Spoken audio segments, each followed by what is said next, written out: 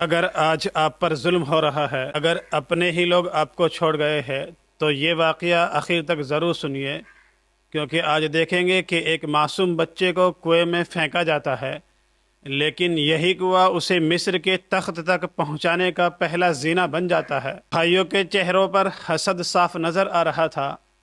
حضرت یوسف علیہ السلام بار بار اپنے بھائیوں کی طرف دیکھ رہے تھے۔ شاید وہ سوچ رہے تھے، یہ سب میرے اپنے بھائی ہیں، یہ میرے ساتھ ایسا کیوں کر رہے ہیں؟ لیکن حسد جب دل پر چھا جائے تو انسان رشتے بھی بھول جاتا ہے۔ اور پھر ایک لمحہ آیا، بھائیوں نے حضرت یوسف علیہ السلام کو پکڑ کر اندھیرے کنویں میں دھکیل دیا۔ ایک ننھا بچہ، چاروں طرف اندھیرا، اوپر سے آسمان بھی نظر نہیں آ رہا ہے، اور اوپر کھڑے بھائی خاموشی سے واپس جا رہے تھے، واپس چل دیے تھے۔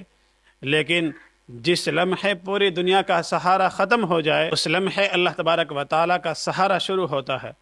قرآن مجید میں اللہ تبارک و تعالیٰ نے فرمایا کہ اس وقت حضرت یوسف علیہ السلام کی طرف وحی کی گئی، ایک دن تم انہیں ان کے اس کام کی خبر دو گے اور وہ تمہیں پہچان بھی نہیں سکیں گے۔ سوچئے، کنویں میں تنہا ایک بچہ، اور اللہ تبارک و تعالیٰ اسے مستقبل کی خوشخبری سنا رہے ہیں۔ یہی ایمان ہے، حالات کچھ بھی ہوں، اللہ تبارک و تعالیٰ کی تدبیر ہمیشہ انسان کی تدبیر سے بڑی ہوتی ہے۔ لیکن کہانی ابھی ختم نہیں ہوتی۔ اب ایک ایسا قافلہ آنے والا ہے جو سمجھ رہا ہوگا کہ اسے صرف پانی ملا ہے، حالانکہ اللہ تبارک و تعالیٰ نے اسے ایک نبی عطا کرنے کا فیصلہ کر لیا تھا۔ کچھ وقت گزرا، دور سے ایک تجارتی قافلہ آ رہا تھا۔ یہ لوگ مصر کی طرف سفر کر رہے تھے۔ جب انہیں پیاس لگی، انہوں نے اپنا ایک آدمی پانی نکالنے کے لیے کنویں پر بھیجا۔ اس نے ڈول نیچے ڈالا، اور جیسے ہی ڈول پانی لے کر اوپر آتا ہے، وہ حیرت سے چیخ اٹھا، خوشخبری،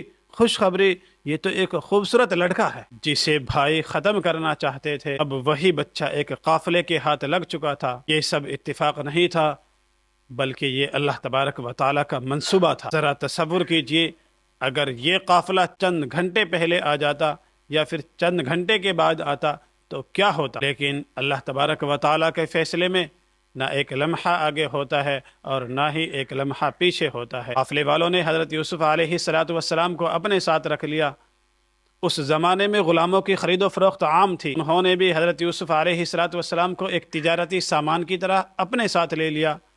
انہیں اندازہ بھی نہیں تھا کہ جس بچے کو وہ معمولی غلام سمجھ رہے ہیں، وہی ایک دن مصر کی تقدیر بدلنے والا۔ قافلہ صحرا کی ریت پر آگے بڑھتا رہا، اور حضرت یوسف علیہ السلام اپنے والد حضرت یعقوب علیہ السلام سے دور ہوتے چلے گئے۔ لیکن اللہ اپنے بندے کو اس جگہ لے جا رہے تھے جہاں سے اس کی عظمت کا سفر شروع ہونا تھا۔ زندگی میں کبھی ایسا وقت بھی آتا ہے جب ہمیں لگتا ہے کہ سب کچھ ختم ہو گیا، لیکن حقیقت یہ ہے کہ بعض اوقات اللہ تبارک و تعالی ہماری زندگی کا سب سے خوبصورت باب اسی جگہ سے شروع کرتے ہیں جہاں ہمیں سب کچھ ختم ہوتا ہوا دکھائی دیتا ہے۔ لیکن ذرا رکیے، جس بچے کو اس کے بھائیوں نے چند سکوں کے لیے چھوڑ دیا، اب اسی بچے کی قیمت لگنے والی تھی۔ اور حیرت کی بات یہ ہے، خریدنے والے کو خود بھی معلوم نہیں تھا کہ وہ ایک غلام نہیں بلکہ اللہ تبارک و تعالیٰ کے برگزیدہ نبی کو خرید رہا ہے۔ قافلہ کئی دنوں کا سفر طے کرتا ہوا آخرکار مصر کی سرزمین پر پہنچ گیا۔ یہ اس زمانے کی ایک عظیم سلطنت تھی، اونچی اونچی عمارتیں، رونق سے بھرے بازار، ہر طرف تجارت کا شور، اور انہی بازاروں میں ایک بازار ایسا بھی لگتا تھا جہاں انسانوں کی خرید و فروخت ہوتی تھی۔ آج حضرت یوسف علیہ السلام کو بھی وہاں لایا گیا۔ سوچئے،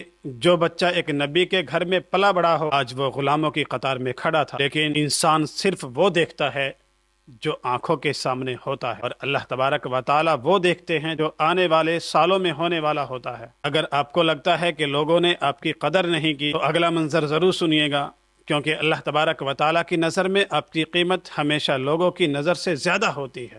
قرآن مجید بتاتا ہے کہ حضرت یوسف علیہ السلام کو بہت ہی معمولی قیمت پر بیچ دیا گیا، چند درہم، بس اتنی سی قیمت۔ جن بھائیوں نے سوچا تھا کہ اب یوسف ہمیشہ کے لیے ہماری زندگی سے نکل جائیں گے، انہیں کیا معلوم تھا یہی بھائی ایک دن ان کے اپنے سامنے آ کھڑا ہوگا۔ بازار میں کئی لوگ آئے، کئی لوگوں نے دیکھا، لیکن پھر ایک باوقار شخصیت آگے بڑھی۔ یہ مصر کا ایک با اثر وزیر تھا، اسے قرآن العزیز کہتا ہے۔ اس نے حضرت یوسف علیہ السلام کے چہرے پر نظر ڈالی اور شاید اسی لمحے اس کے دل میں کچھ بدل گیا، کیونکہ یہ عام غلاموں جیسا منظر نہیں تھا۔ اس بچے کے چہرے پر عجیب سی وقار، عجیب سی پاکیزگی اور عجیب سا نور تھا۔ اب ایک ایسا جملہ بولا جائے گا جو آنے والے کئی سالوں کی پوری کہانی بدل دے گا۔ اگر وہ ایک جملہ نہ کہا جاتا تو شاید تاریخ بھی کچھ اور ہوتی۔ عزیز مصر حضرت یوسف علیہ السلام کو اپنے گھر لے آیا۔ گھر پہنچ کر اس نے اپنی بیوی سے کہا کہ اسے عزت سے رکھو، ممکن ہے یہ ہمارے لیے نفع مند ثابت ہو جائے یا ہم اسے اپنا بیٹا بنا لیں۔ یہ وہی بات ہے اسے اللہ تبارک و تعالیٰ نے سورہ یوسف میں بیان فرمایا۔ دیکھا آپ نے، بھائیوں نے ذلیل کرنا چاہا اور اللہ تبارک و تعالیٰ نے عزت والے گھر کا دروازہ کھول دیا۔ بھائیوں نے غلام بنانا چاہا لیکن اللہ تبارک و تعالیٰ نے محل میں جگہ دے دی۔ یہی اللہ تبارک و تعالیٰ کی تدبیر ہے۔ میرے عزیز دوستو، زندگی میں کبھی ایسا وقت بھی آتا ہے جب ایک دروازہ بند ہوتا ہے اور ہمیں لگتا ہے کہ سب ختم ہو گیا، حالانکہ اسی بند دروازے کے پیچھے اللہ تبارک و تعالی ہمارے لیے ایک ایسا راستہ کھول رہے ہوتے ہیں اس کا ہم تصور بھی نہیں کر سکتے۔ عزیز مصر کے گھر میں حضرت یوسف علیہ السلام کی نئی زندگی شروع ہوئی۔ وہ ادب، اخلاق، سچائی اور بہترین کردار کے ساتھ پروان چڑھنے لگے۔ دن گزرتے گئے، سال گزرتے گئے اور وہ ننھا سا بچہ اب ایک نہایت خوبصورت، باوقار اور باکردار نوجوان بن چکا تھا۔ قرآن فرماتا ہے کہ جب وہ اپنی پوری جوانی کو پہنچے، اللہ تبارک و تعالی نے انہیں حکمت اور علم عطا فرمایا۔ یہ صرف ظاہری حسن نہیں تھا بلکہ علم، دانائی اور اللہ تبارک و تعالی کی خاص تربیت بھی تھی۔ لیکن جہاں حسن ہوتا ہے وہاں آزمائش بھی آتی ہے، اور اب عزیز مصر کے محل کے اندر ایک ایسا امتحان شروع ہونے والا تھا، اس کی مثال رہتی دنیا تک دی جائے گی۔ ایک ایسی عورت جو مصر کی طاقتور ترین گھر کی مالکن تھی، اس کے دل میں کیا پیدا ہوا؟ حضرت یوسف علیہ السلام نے اس وقت ایسا کیا کیا کہ قیامت تک پاک دامنی کی مثال بن گئے؟ یہ سب ہم اگلے پارٹ میں، اگلے حصے میں جانیں گے انشاءاللہ۔ اگر آپ نے اس سے پہلے والا حصہ، پہلے والا پارٹ نہیں دیکھا تو چینل میں جا کر اس والے پارٹ کو دیکھ لیجئے، اور اگر آپ ہمارے چینل پر نئے آئے ہیں، ویڈیو کو لائک کر کے چینل کو سبسکرائب ضرور کر لیجئے۔